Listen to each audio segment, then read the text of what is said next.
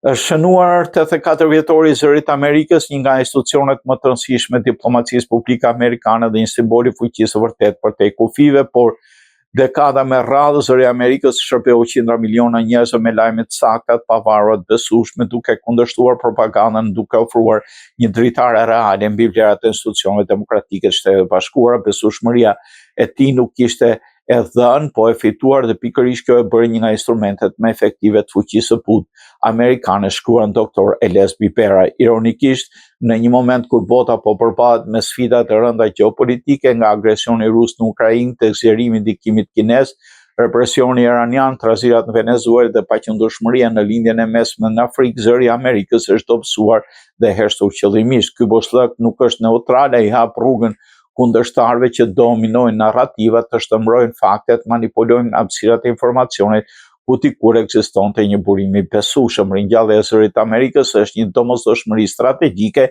një vend që humbet aftësinë për të komunikuar dhe me besueshmërinë humbet dikimin, shkruan ai.